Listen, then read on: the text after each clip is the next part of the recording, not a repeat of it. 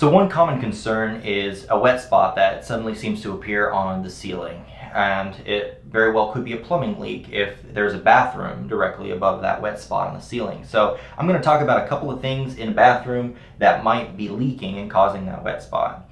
First off, we'll start with the tub. Now on the tub you have two aspects to it. There is the pressurized water system and then there's the drain system.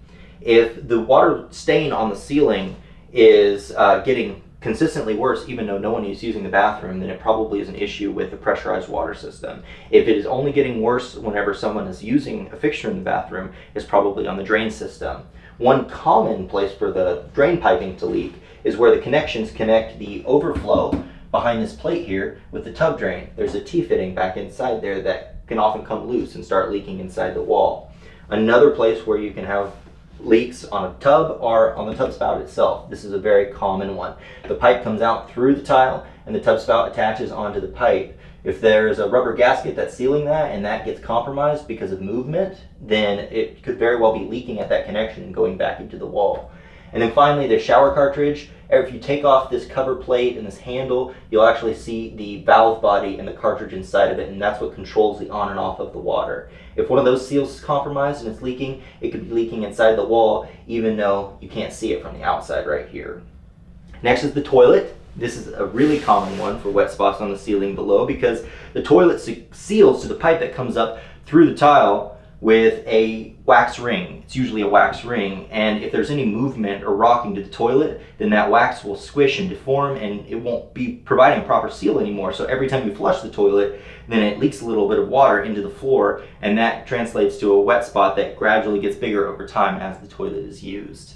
Another common place for a toilet to leak is where the tank connects to the base on a two-piece toilet. There are gaskets that connect the tank down to the base, and those, if they start to get old, deteriorated, then those will start to drip. You should be able to check those easily by carefully inspecting where this connects to the tank itself and feeling for any moisture right down in there.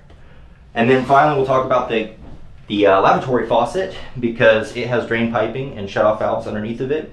Shutoff valves are a common source for leaks. There's two little valves that come out of the wall underneath in the cabinet right there, and there's one for the hot, there's one for the cold.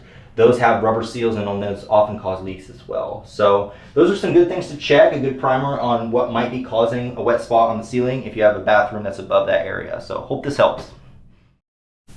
Hi, I'm Theron Young, president of Legacy Plumbing. I hope you liked the video that we made for you. If it was valuable or helpful, please do us a favor and let us know by hitting the subscribe button.